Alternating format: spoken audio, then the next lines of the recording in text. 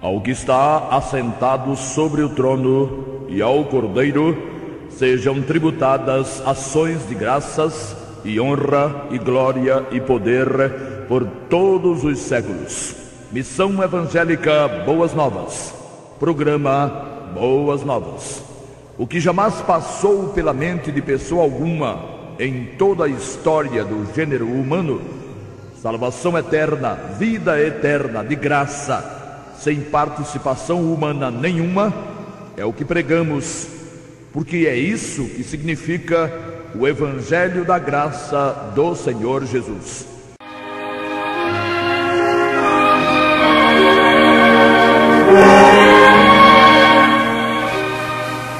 Na medida em que os dias avançam e aumentam as especulações sobre o que há de vir, sobre o que será.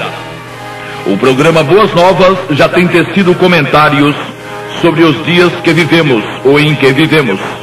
Como não identificá-los como os dias que antecederão o cumprimento de profecias escatológicas milenares? Não há praticamente mais tempo. Existem os que pensam o contrário, muito embora falem na iminência do arrebatamento. Mas o tempo se foi. O que resta é o tempo de espera apenas. Na verdade, não há iminência alguma para o arrebatamento dos remidos. Hoje, domingo, por exemplo, não há iminência de um sábado. O sábado não chegará sem que antes passem todos os dias da semana que começou, do segundo ao sexto. O sábado chegará no sábado. Também o arrebatamento não ocorrerá sem que antes aconteçam as profecias que terão que antecedê-lo: a invasão de Gog e a construção do terceiro templo em Jerusalém. Iminência não há, mas a proximidade é grande, é enorme. O mundo está em ebulição. Os líderes, até das nações poderosas, lidam com toda sorte de questões, algumas, até pouco tempo atrás, sem grande importância. A economia mundial vem sendo abalada constantemente em função de fatos inusitados, fora do comum, dos quais não se cogitava. Empresas gigantescas da gigantesca economia americana declararam, todos sabem, estarem em ruína. Países do terceiro mundo quebrados ou quebrando.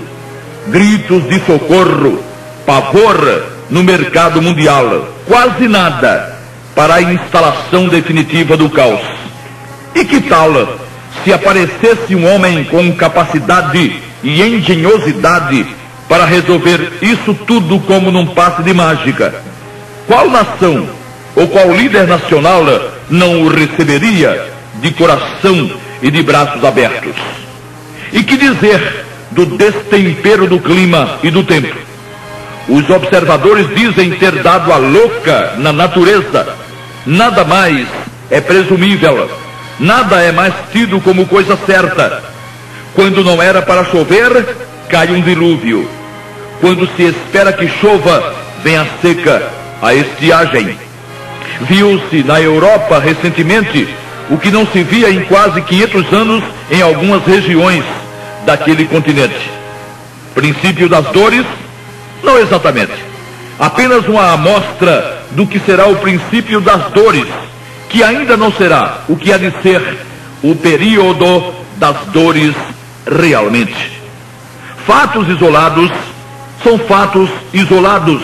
Não se conclui, não se dogmatiza em cima de fatos isolados. Não é sábio, não é legítimo.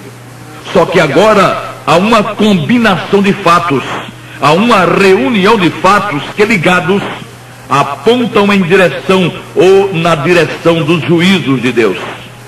Ninguém há de pretender que o que tem acontecido na cidade de Caruaru, tremores de pequena escala, tenha qualquer coisa a ver com o que acontecerá com o planeta e no planeta. O que aqui acontece já acontece há mais de 100 anos, sem maiores consequências, coisa de pequena monta que não deve causar tanto pânico nem transtornos. O Brasil tem bem mais que 5.000 municípios ou cidades. O que acontece em uma só dessas cidades não mede nada na economia do Senhor Deus. Trata-se de um fenômeno isolado. Todavia, aqui e alhures, existem lembretes dos céus. Mas abalos para valer, o mundo todo está sentindo em outros aspectos. Está sentindo e está admitindo sentir. Logo, logo, o que haverá de pessoas clamando por misericórdia não será possível calcular. Nos Estados Unidos, por exemplo, e a propósito da crise econômica, ações que valiam há pouco tempo atrás $74 valem agora pouco mais de 3. Investimentos de $1.000 ficaram reduzidos a insignificantes 14. Isso sim é abalo. É o abalo que mais as pessoas sentem. O abalo no bolso ou na bolsa. Clamarão por misericórdia muitos em todo o mundo. De onde virá a misericórdia todavia? Haverá mesmo alguma manifestação de misericórdia? Não, não haverá. A misericórdia do Senhor Deus há se manifestado há quase 2.000 anos atrás. Aliás, é uma afronta, é um tremendo absurdo pretender alguém que haja mais misericórdia, ou misericórdia ainda maior, que a misericórdia demonstrada pelo Todo-Poderoso na permissão da obra realizada por seu amado Filho. Quem não vê Jesus, ou quem não vê em Jesus o todo da misericórdia de Deus, vai ficar esperando por misericórdia, por socorro, por algum tipo de graça, sem alcançar nada. Quem não vê em Jesus tudo, não vê nada. Com Jesus é tudo, ou então não é nada.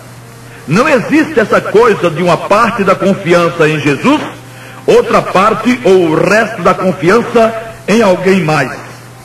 Quem se divide entre Jesus e seja lá quem mais for, ou seja lá o que mais for, vai ficar ou ficará com o que seja lá, ou quem seja mais for, com o que seja, a não ser Jesus, a não ser que a vida invoque, apele para o nome de Jesus, seja lá para quem apelar, não estará apelando para absolutamente nada, nem para absolutamente ninguém. Houve mais alguém que tenha sido crucificado para substituir o homem diante da justiça do Altíssimo? Se não houve, então não há mais ninguém a quem o Senhor Deus honre, ouça ou leve em consideração para a obra da redenção, para a obra da vida eterna. Isso de ter dito o teólogo de tal orientação religiosa, ou o profeta, ou a profetisa, que Jesus fez de fato o mais difícil, sendo ele o principal agente no caminho da salvação, mas que é necessário a intervenção de Maria, a guarda de um dia da semana, para atentar à intransigente justiça de Deus. Misericórdia, a misericórdia de Deus já deu ao mundo a misericórdia de ser alguém totalmente salvo por um ato de fé e confiança no nome do Senhor Jesus, reconhecendo o poder do seu sangue. É verdade que uma aparente misericórdia manifestar-se-á na pessoa do anticristo, que enganará muitos milhões, fazendo-se passar pelo Cristo de Deus, produzindo sinais e prodígios. Misericórdia falsa já se vê. É plausível que pessoas sejam abaladas por esses tremores daqui, que duram segundos apenas, mas deveriam ficar muito mais abaladas pela proximidade e pela inflexibilidade dos juízos de Deus, e aceitarem sua misericórdia, sua oferta de perdão, não de um perdãozinho de meia hora, mas do perdão total e definitivo que recebe quem recebe o dom gratuito da vida eterna pelos efeitos do sangue do Cordeiro de Deus. Em São Juízo, ninguém procura abrigo contra os raios do sol, ou se abriga da chuva em uma árvore sem folhagem, em uma árvore que não produza sombras, em um pé de quiabo, por exemplo. Mas muitos, infelizmente, estão debaixo de pés de quiabos, exatamente naquilo que deveria levá-los a reflexões mais profundas, porquanto, tendo ingerência em sua eternidade, a parte mais importante da existência humana. Ninguém deveria ter conceito sobre a eternidade diferente daquele que Deus mesmo tem. Ele é o Senhor da eternidade. Ele sabe o quanto ela será pesada para pecadores. Foi isso que o levou a permitir a encarnação e a morte do próprio Filho. Aquela conversa de ter Jesus morrido para que seu exemplo pudesse ser seguido por homens e mulheres não tem cabimento. A alegação de que a vida exemplar do Senhor serviria para dar aos seus seguidores poder, a fim de seguirem suas pegadas e, seguindo-as, cumprirem a lei, é insustentável, pois ninguém até hoje conseguiu isso.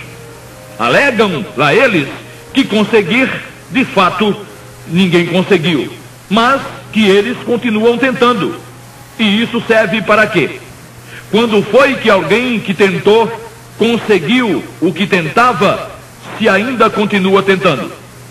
É interessante que esses religiosos não só mudaram o modo de ver a eternidade e a veem diferentemente do que Deus vê, como mudaram, entre aspas, a posição dos seres humanos em relação a ela. Uns pregam que quem não conseguir a salvação pela guarda dos mandamentos será finalmente aniquilado. Assim, ninguém deveria ter medo da perdição, pois ela simplesmente não existiria. Outros apareceram com aquela história das reencarnações.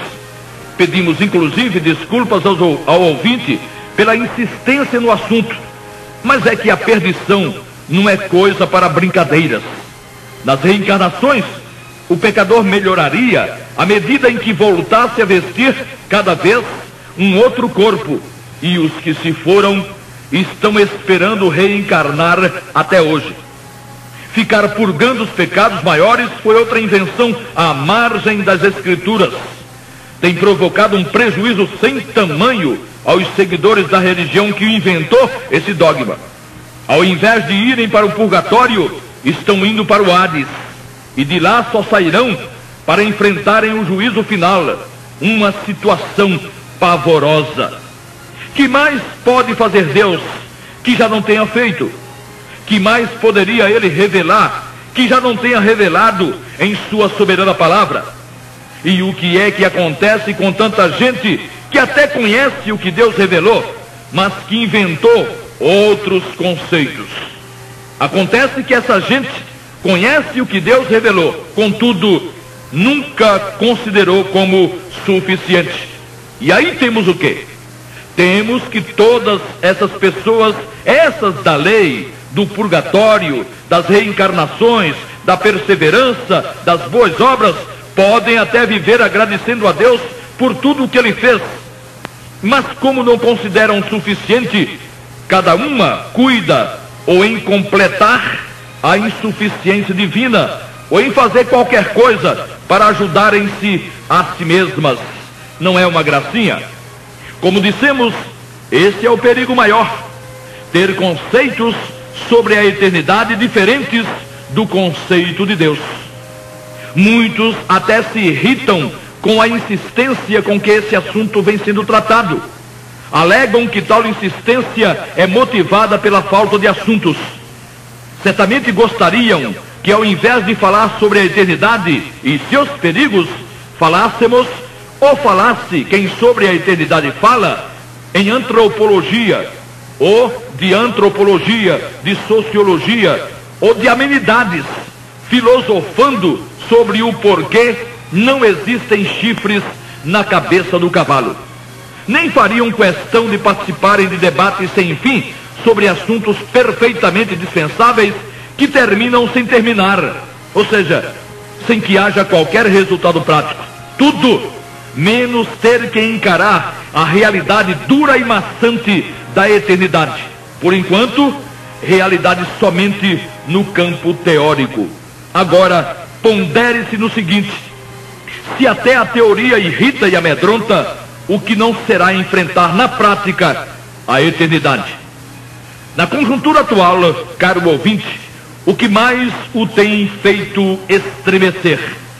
Esses tremores de terra que já existem pelo menos por um século, a inconstância do tempo e do clima, os tremores do mercado financeiro internacional com variações violentas das bolsas de valores, as notícias sobre ataques militares de nações contra nações, ou sua incerteza sobre a existência além do corpo. Ainda que o mundo fosse um mundo cor-de-rosa, ainda que para cada paralelo existisse um arco-íris, ainda que todo o mal e todos os maus tivessem desaparecido e você tivesse logrado permanecer, ainda assim você seria um candidato à morte sem nenhuma chance de escapar. Então, não obstante existirem motivos fortes para apreensão no horizonte profético, o motivo que deve levá-lo a constantes ponderações é motivo de sua exclusiva e inteira responsabilidade, que é sua própria existência para sempre. Ao criar o ser humano, o Senhor Deus o dotou do sentimento do medo. Na proporção correta, o medo é necessário, é um freio, é uma espécie de seguro contra ações desatinadas. A não existência do medo teria reduzido a humanidade à metade, se muito. É a falta de percepção do perigo, portanto, é a falta do sentimento do medo que faz a criancinha colocar o dedo em uma tomada elétrica. E muitas morreram por causa disso. Conscientizadas do perigo que a eletricidade representa, o medo de morrerem eletrocutadas evita que crianças com mais idade se exponham. Todavia, o medo de sofrer um choque elétrico não deve absolutamente transformar ninguém em paranoico, em portador de síndrome ou da síndrome do medo, em alguém que odeia a eletricidade ou em alguém que se recusa terminantemente usá-la. De igual forma acontece com a eternidade. A falta de conhecimento de muitos os faz viverem despreocupados, como se no final da vida aqui não tivesse início a vida lá, ou como se a existência não continuasse. É a falta de percepção do perigo que correm que os faz viverem os dias aqui sem ligarem a mínima para os dias depois. No sentido oposto, muitos, reconhecendo os perigos da eternidade, evitam a todo custo conversar ou ouvir sobre ela. O remido consciente teve medo da eternidade. A noção do perigo tremendo de uma eternidade fora da paz com Deus levou cada remido a procurar o abrigo seguro contra a perdição, o sangue de Jesus. E por que evitaria o remido falar na eternidade, se para ele ela será de gozo, luz e paz? Não havendo mais perigo, por que existiria ainda medo? A criancinha até pode colocar o dedo na tomada se a corrente elétrica tiver sido desativada ou desligada. O remido consciente não tem mais como partir para a eternidade fora da paz com Deus. Ele foi remido pelo sangue de Jesus.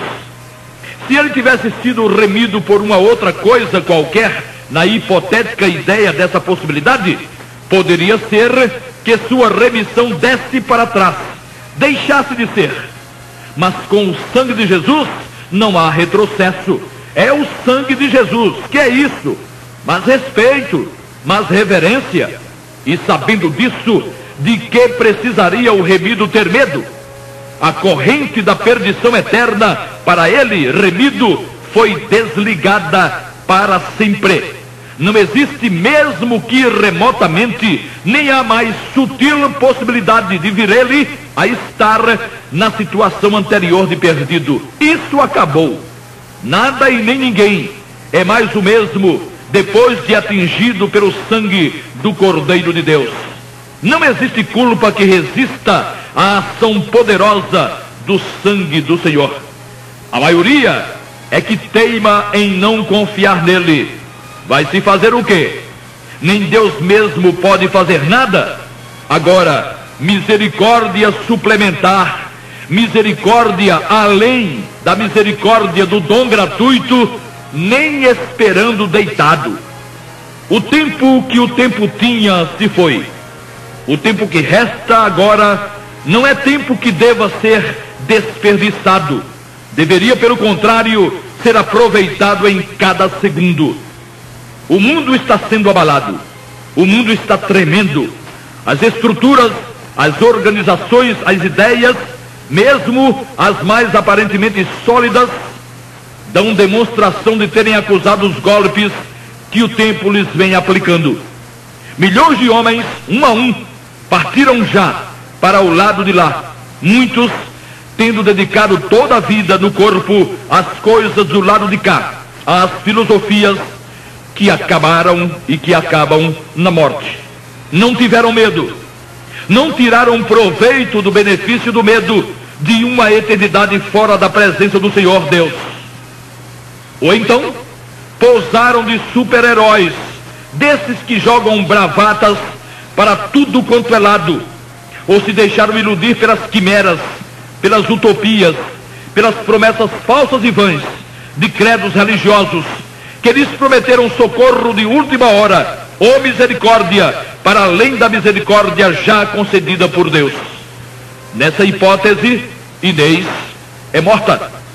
Bem-aventurados os que ainda vivem no corpo físico. Bem-aventurados apenas por isso, pois podem muito bem, aproveitando o benefício da consciência de perigo e o medo daí resultante, invocar o nome precioso do Senhor Jesus, quando então passarão a estar e para sempre estar em paz absoluta com Deus, o Pai. De quem ou do que tem medo você, ouvinte? Desses tremores que periodicamente são sentidos nessa região? Dos tremores da economia mundial? Dos tremores das inundações em todo o mundo? Sirva-se desses medos para ter o medo que todo homem deveria ter, o medo de entrar na eternidade pela porta errada. Certamente o medo não é a melhor causa para alguém correr para debaixo do sangue de Jesus, mas é uma causa eficaz. Não tenha medo de ter medo. Seu medo irá só até a invocação do nome do Salvador, tornando-se você um remido consciente.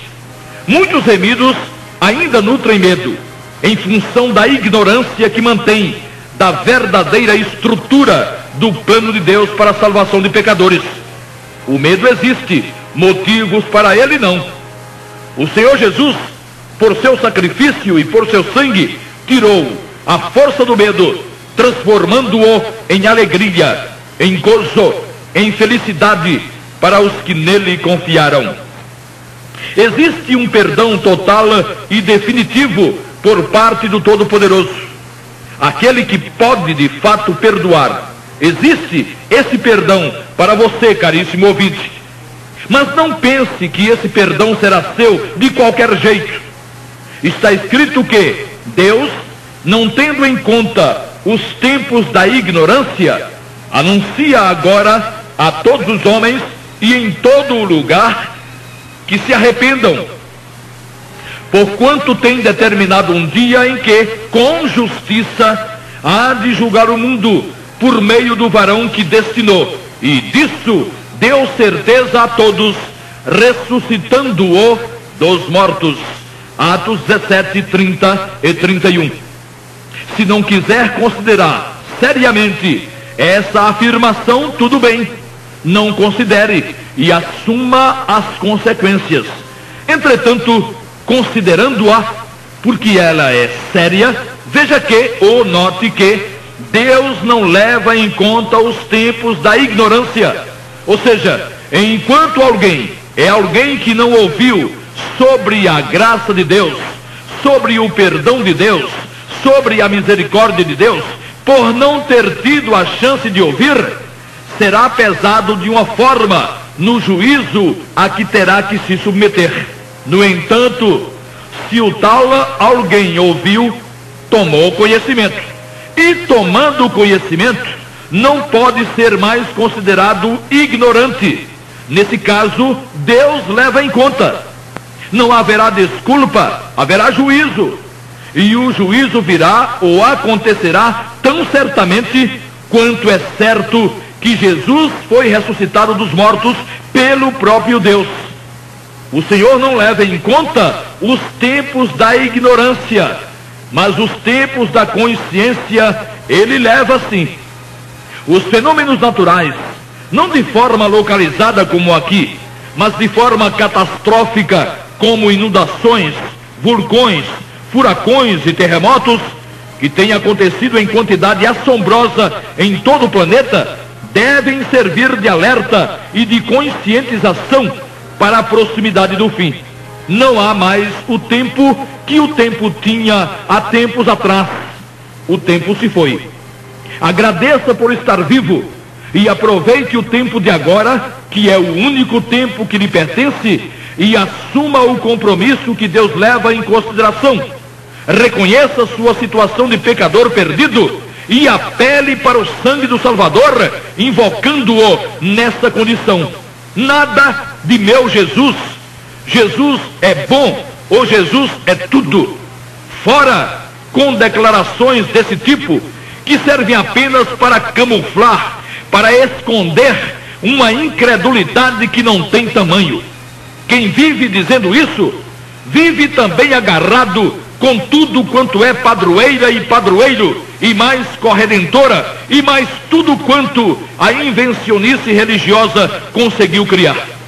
Leve a palavra de Deus a sério, porque Deus levará a sério a decisão que você tomar em relação ao Senhor Jesus.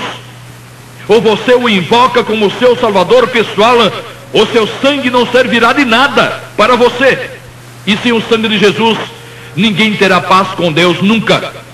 Considere os tremores que vêm abalando o mundo, a violência galopante, a decadência moral, a derrocada econômica e os fenômenos da natureza. Isso tudo aponta para o fim. Só que seu fim pode vir bem antes que o fim venha. Previna-se contra qualquer tipo de fim, colocando em sua vida de fato e de direito o Senhor Jesus. Ele só pode salvá-lo de fato se o fizer de direito. E de direito, ou seja, nos moldes da justiça, só será quando você o invocar de forma consciente, permitindo de livre e espontânea vontade que ele o salve para sempre. Jesus jamais o salvará, mesmo sabendo que você precisa que ele o salve. Por quê? Se não acontecer a invocação de que tanto falamos de sua parte, ele não poderá intervir. Nenhuma pessoa de bem invade a privacidade de quem quer que seja. Por que acha você que Jesus o faria no seu caso? Convide-o para a sua vida e ele se fará presente já. Mas, sem seu convite, vale dizer, sem sua invocação, nada feito. Coloque, amigo ouvinte, o Senhor Jesus em sua vida. Deixe que ele cuide de sua eternidade, e ele o fará no momento exato